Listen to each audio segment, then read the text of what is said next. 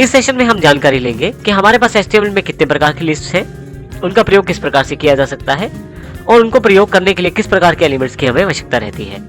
सबसे पहले जानकारी लेते हैं अनऑर्डर्ड लिस्ट के बारे में। यहाँ पे हमारे पास स्क्रीन में ब्राउजर में एक एग्जाम्पल उपलब्ध है, अनऑर्डर्ड लिस्ट एग्जाम्पल।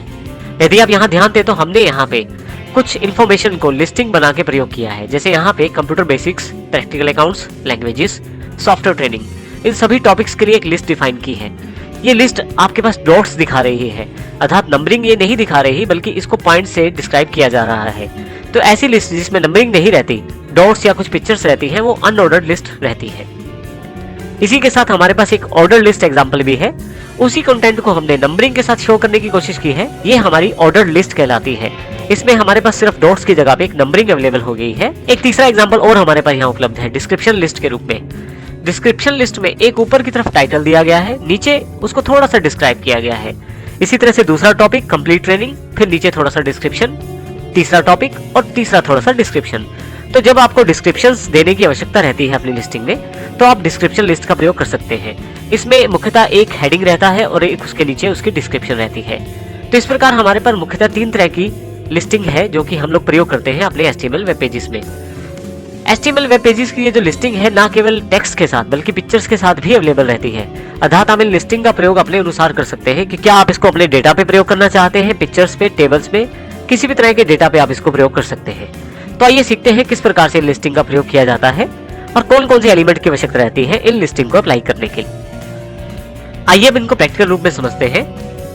हमारे पास यहाँ पे 3 तरह की लिस्टिंग अवेलेबल है। सबसे पहले बात करते हैं अनऑर्डर्ड लिस्ट के बारे में, जो हमने एग्जांपल में भी देखी थी, जिसमें डॉट्स का प्रयोग किया गया था, जो कि हमारे पास एग्जांपल में भी उपलब्ध है। अनऑर्डर्ड लिस्ट को यूज करने के लिए HTML कोडिंग में हम UL टैग का प्रयोग करते हैं। UL टैग लगाकर हम ये जानकारी दे सकते हैं कि हमारी अनऑर्डर्ड लिस्ट शुरू हो चुकी है। फाइनली क्लोजिंग UL टैग लगाकर हम ये जानकारी दे सकते हैं कि यहाँ पे हमारी अनऑर्डर्ड लिस्ट खत्म है।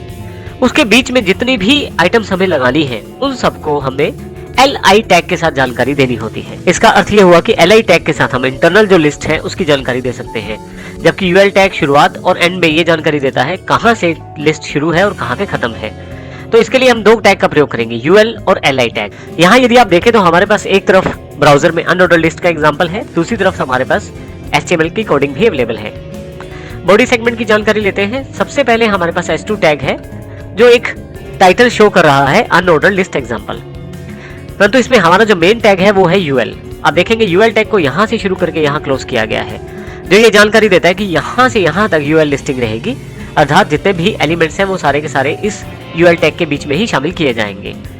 UL टैग ऊपर वाला ओपनिंग टैग है और नीचे वाला जहाँ लिस्ट को हम बंद करना चाहते हैं वो क्लोजिंग टैग है। आप यहाँ देखेंगे कि इसमें जितने भी लिस्ट एलिमेंट हम जोड़ना चाहते हैं उन सबको LI टैग के अंतर्गत रखा गया है।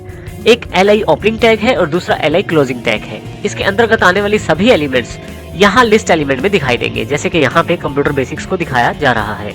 इसी तरह से अगले LI एलिमेंट्स के लिए प्रैक्टिकल अकाउंट्स, तीसरे के लिए लैंग्वेज और फोर्थ के लिए सॉफ्टवेयर ट्रेनिंग का यहाँ पे एग्जाम्पल दिया गया है।